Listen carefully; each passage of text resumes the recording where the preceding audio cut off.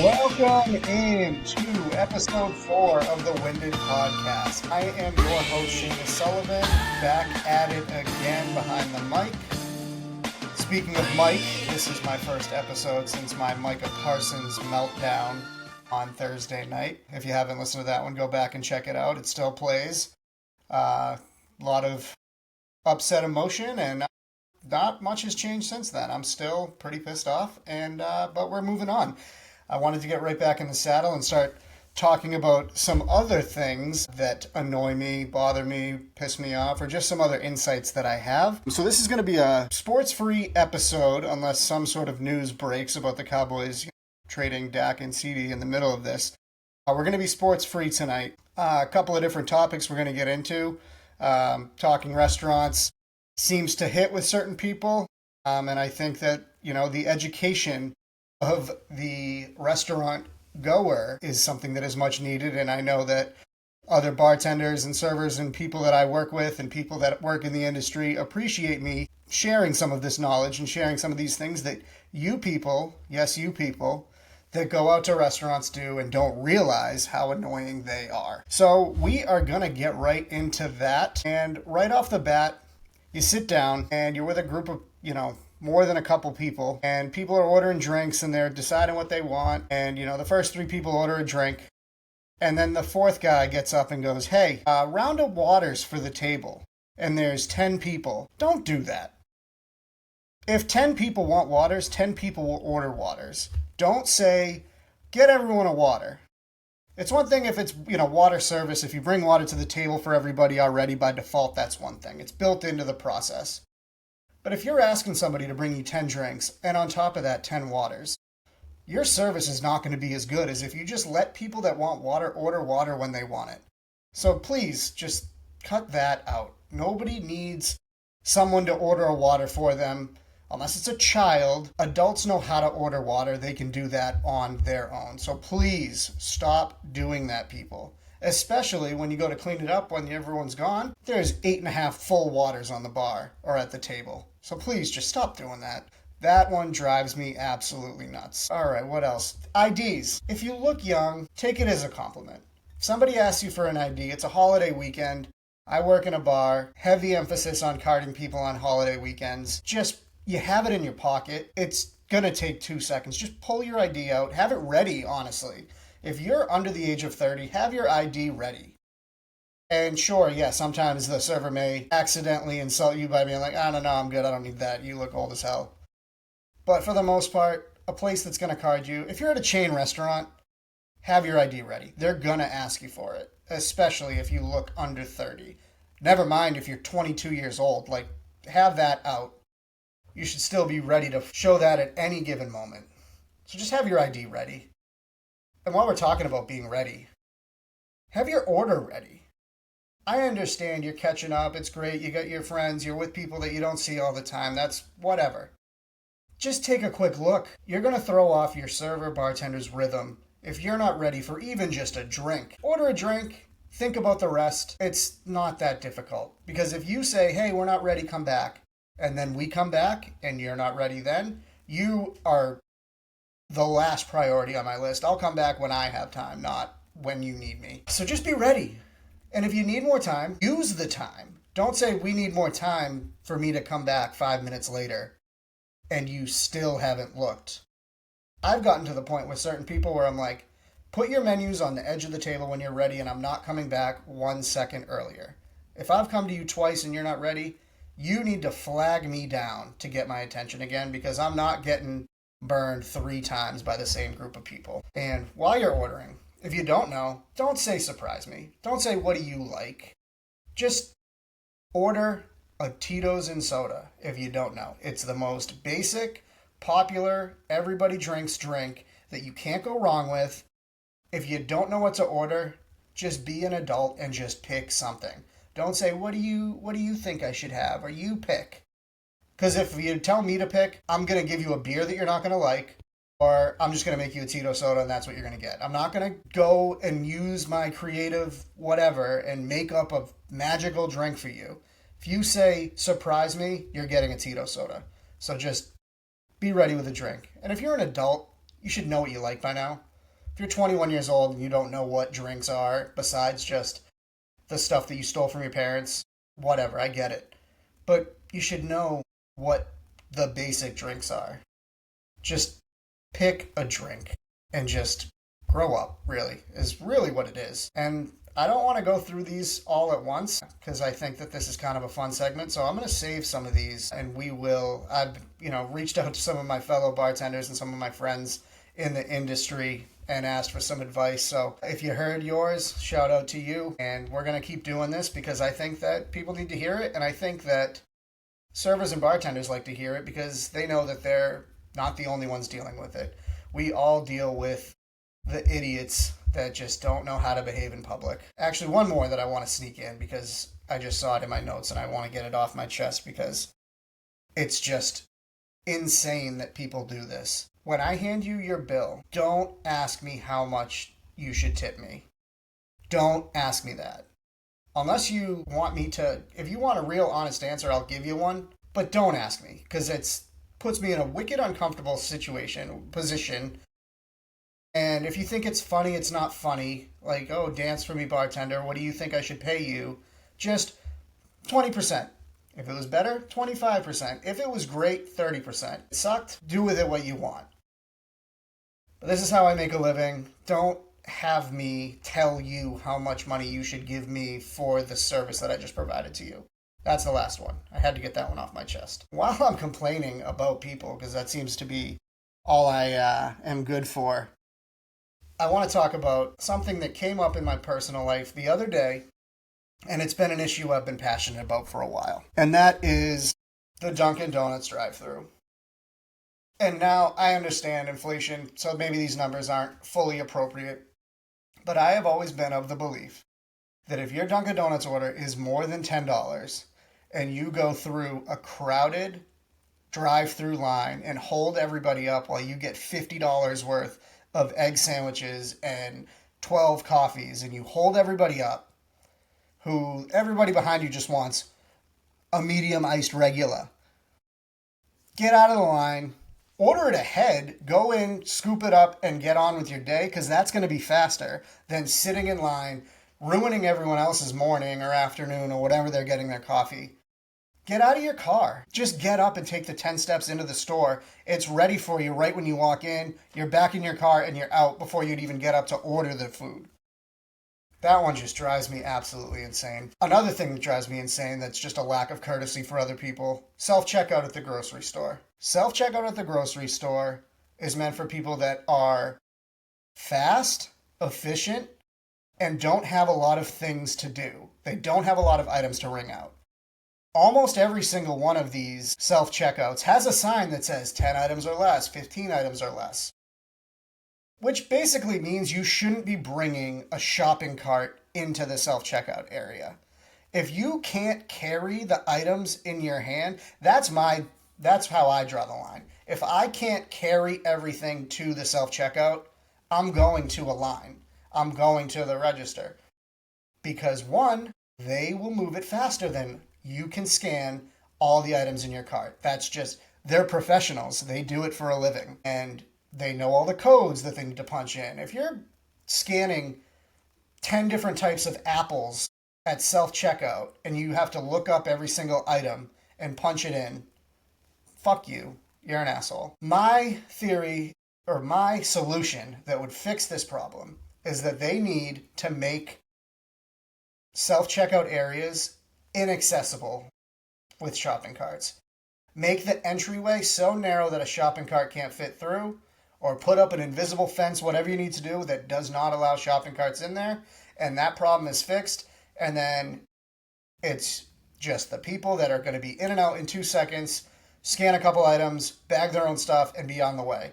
But if you need to wave somebody over to help you, if you're not mentally capable of using a self-checkout, save the rest of the world's time and do us all a favor and just go to the 17-year-old girl down the way who knows how to scan and she knows what the sticker code for a red bell pepper is. Because I know you don't know what it is.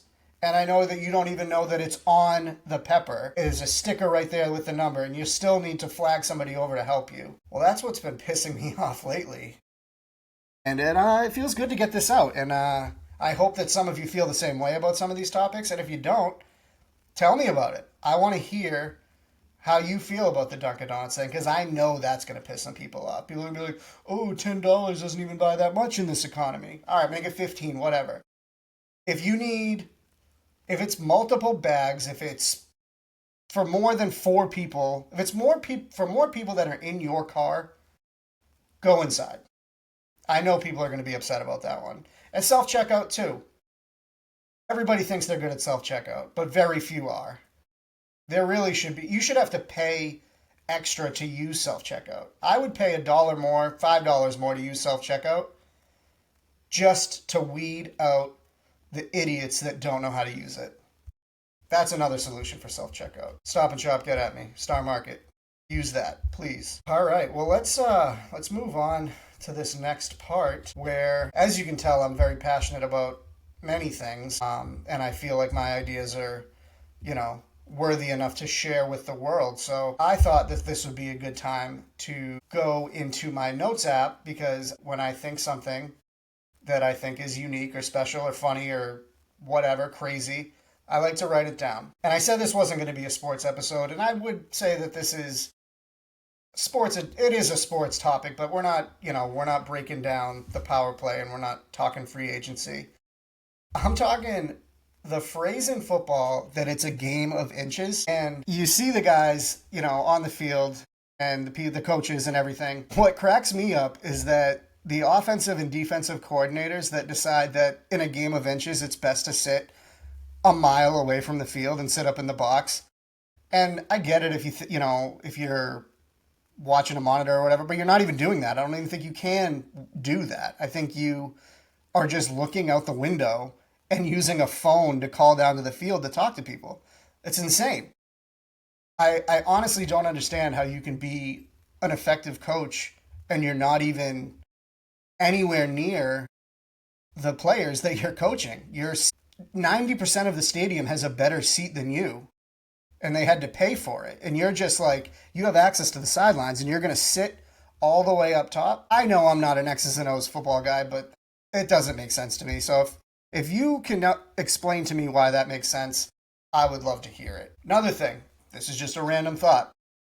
Of all of the last names in the world that are colors, why is it that brown is the most common? And maybe it's not, but for me, I feel like of all the color last names, white and brown, there's not many other color names.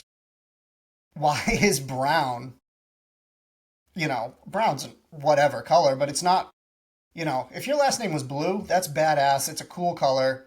It sounds cool, but brown, I just don't get it. That's just one that's always kind of bothered me. I would love to know, and this is, old man, I'm 36 years old, I'm talking about Facebook. The people that use the it's complicated relationship status on Facebook, what's your deal? What does that mean? Is that an open relationship? Is that you guys break up a lot? I don't know anyone that's ever used it, but it's the fact that it's an option has always intrigued me. So yeah, if you're out there and you currently have or have had it's complicated as your relationship status on Facebook, please reach out to me. I want to know the details. I am very nosy and I'm very curious. Yeah, so if you have an answer for that one, I love that. I would love to hear that.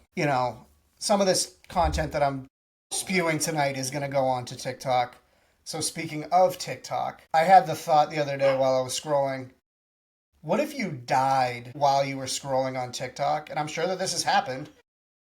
What would be like the most embarrassing sound or content that you could be like watching as you die, and when people discover your dead body, there is just like the Renegade song is just playing in the background while you're just being wheeled out and your loved ones are all crying and they had to find you, and that stupid Jason Derulo song from the pandemic is playing. Like, what would be the most embarrassing song or sound on TikTok to be found your dead body. I thought of this one a couple weeks ago with Oasis going back on tour. My favorite thing about Oasis is that they sing, I love their music, but they sing wicked, soft, kind of wimpy, pussy even music, but they act like they're the most badass guys on the planet. That one has just always astounded me, and their fans are probably going to come for me for that one, but I love their music. For the as tough as, especially Liam, the way he acts and shit talks everybody, it's so funny that the music that they play is what it is. So yeah, that's another one. Yeah, I think. All right, I think I'm gonna do one more. Actually, I'll do a couple more. When you apply for a job and they say, you didn't get the job, but we'll keep your application on file. When have they ever gone back into the file and called anyone? That's another one. Reach out to me if you have ever gotten a call a ridiculous amount of time later after you were denied a job by that job, and they say, hey, we were just digging through the file and we're like, you know what, you weren't good enough 6 months, but come on in now. When has that ever happened?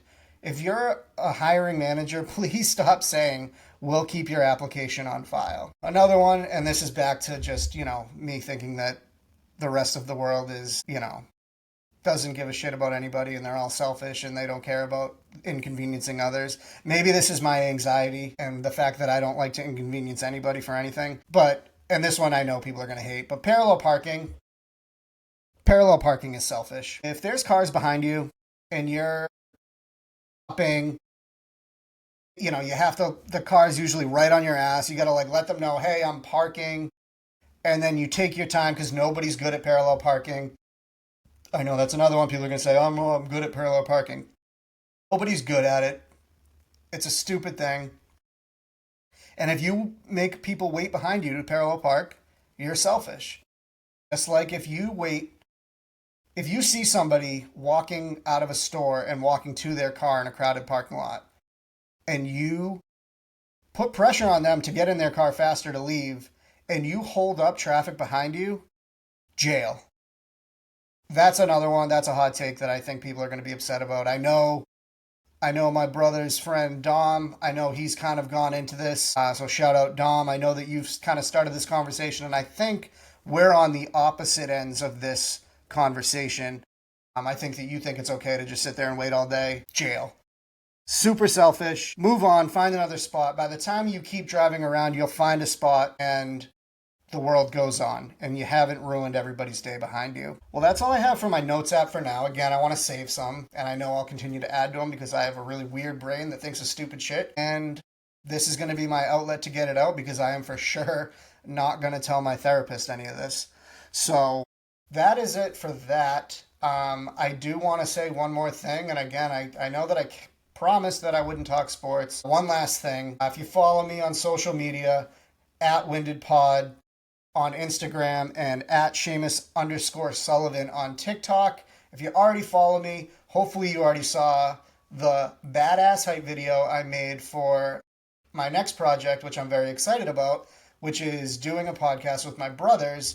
And if you know me, if you know any of my brothers, you know about the Brothers Parlay. It's this parlay that we put together. We started doing it last season, where each of us picks one leg of a parlay, one pick. We put it all together.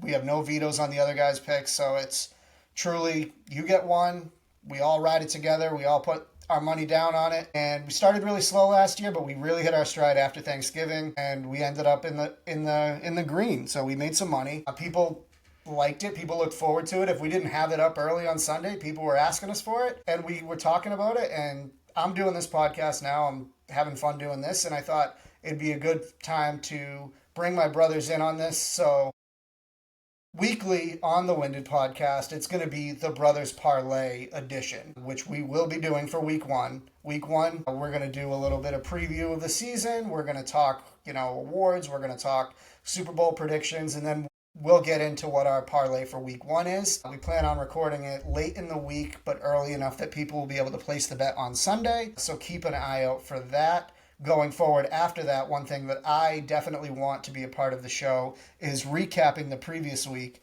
because too many of these pick'em shows just throw the pick out there and then turn the page and have no accountability of whether they did good or bad. And sure, Fox and CBS, they put their record, but I want us to go back and say, why did you pick Darnell Mooney to score a touchdown? Legitimate question. We'll hold each other accountable. You'll get to call in, message, DM. And in that instance, if you know any of my brothers, reach out to them. They'll bring content to the table. They'll bring ideas. They'll bring comments and commentary. So keep an eye out for that. Make sure you follow me on my socials. Shamus P. Sullivan on X, Twitter, whatever you want to call it. I'm always going to call it Twitter, but if you call it X, that's fine. And yeah, that's all I got for today. I feel amazing getting all of this off my chest. I gave you a little peek behind the curtain into my weird-ass, anxiety-riddled brain, and you can see why I'm in therapy. So that's all I have for tonight. Breathe easy, people, and we'll see you soon.